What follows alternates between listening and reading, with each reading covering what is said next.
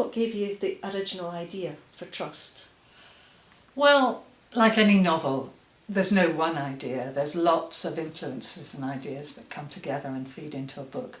But I guess the very first, the kernel of it, was when I graduated, I went north to become a trainee journalist on an evening paper in a mining town called Worksop. But quite a lot of my friends went south to London to enter the city. So they were working as bankers, as brokers, as management consultants. So this was a couple of years before the miners' strike, and things were already getting quite tense. There was already a widespread awareness that the government wanted to close pits. There was quite a lot of wildcat strikes generally in the country, actually, because, Margaret Thatcher's government was not keen on the trade unions. So night after night I'd be in the pub with my friends who were by and large miners, and we'd be talking politics, we'd be talking about what was happening in the industry. And then once or twice a year I'd go down south to see my old friends from university and listen to them talking about their jobs and what they were doing and the frightening, to me, amount of power they were wielding over people's livelihoods. And I realised that they were part of the industry, if you like, that was saying to my miner friends, your industry isn't economically viable anymore, it's got to go. And that was a very strange position to be in, to have access to both sides of the fence. And so I didn't start writing novels till much later, but it came back to me and I thought I'd like to put a character in that position. But for me, personally, it was just a social thing. I was mixing with two groups of people. For Lexa in the book, it's much more important because it's her job and her loyalties are divided. One of the book's themes is women's friendship. Lexa and Gabriel have a very intense friendship, don't they? They do. Particularly on Lexa's side. She's a fairly modest middle-class background. Her dad sells second-hand cars. She goes, she leaves university with an accountancy qualification. It's the early 80s, there's very, very high graduate unemployment. She's writing away for jobs, she's not getting them. And then suddenly she gets picked up by a merchant bank. Now, admittedly, it's the Northern Divisional Office, so she's going to be in Leeds. She's not with, the glamorous swish city people. But even so, she's really lucky and it's good money. But she gets there and most of her colleagues are men. Overwhelmingly male. And they're from a class she's never met before. They're public school boys, they're confident, they're loud, they're very sexist. And she feels a bit lost in all this. Then Gabriel comes along. Gabriel's from the same town by some weird coincidence. She is the same age. She is intelligent in the way Lexa is, interested in feminism in the way Lexa is, but there the similarities end. Lexa's an ordinary looking woman. Gabriel is absolutely dazzling. And Lexa is a bit dazzled by that. Not particularly in a sexual way, but just because she's got this friend who is this sort of golden person. And where Lexa is quite a moral person, scrupulous, very conscientious at work, as a lot of women in the workplace are, but if it comes to being an unscrupulous winner or a moral, loser, she'd rather be a loser. And Gabriel's not like that. Gabriel has this ability to go into any situation and think, what do I want out of this? And then to just do whatever is required to get it. So Lexa's quite challenged by that in her friend, because, in some senses she can see, as a feminist, that makes Gabriel a more successful feminist, She's not going to get stopped by the glass ceiling. But at the same time, she admires her and she disapproves of her, and that hooks her in. And then the other thing, of course, is that she's flattered because the initial overture of friendship comes from Gabriel to her. And it's a very powerful thing to be chosen. As for what Gabriel's getting out of it, Gabriel's not an open book like Lexa. And she has this very, very self-oriented streak. But she does love Lexa.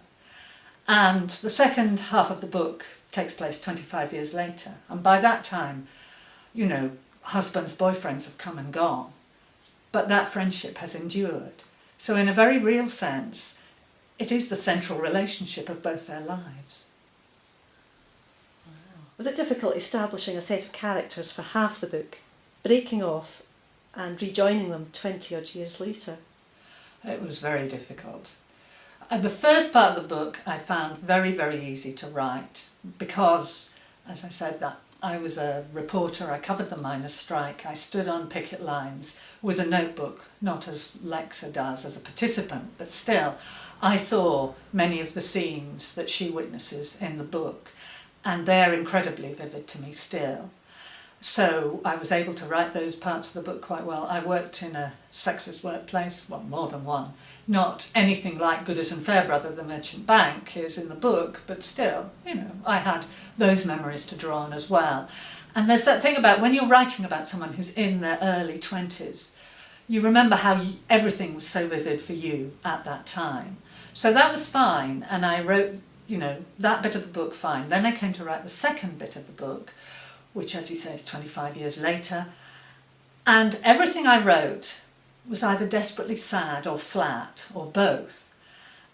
And the thing is, part of what the book's about is the way in middle age you can look back and say, best part of my life is over, I'll never feel anything so intensely again.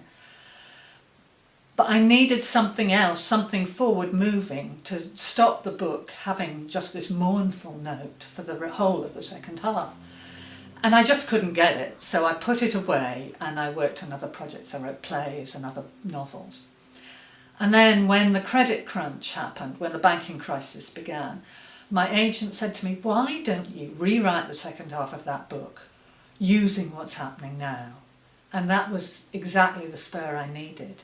And it allowed me to balance the sadness with a sense that things are moving forward. Gabriel is the only one of the three main characters who's still in banking, but she is implicated in the banking crisis, and therefore you very much care about what's happening to her, what's happening going forward.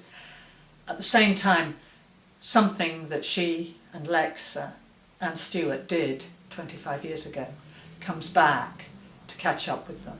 So there is that balance of present and past, and that finally was a way for me to make the book work.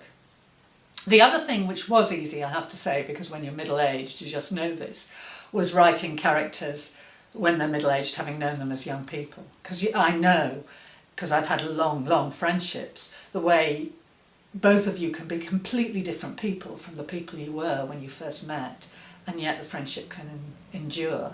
And at the same time, conversely, if you meet someone you haven't seen for 20 odd years, both of you can regress to the people you were then when you come back together again. So I found that quite easy to write.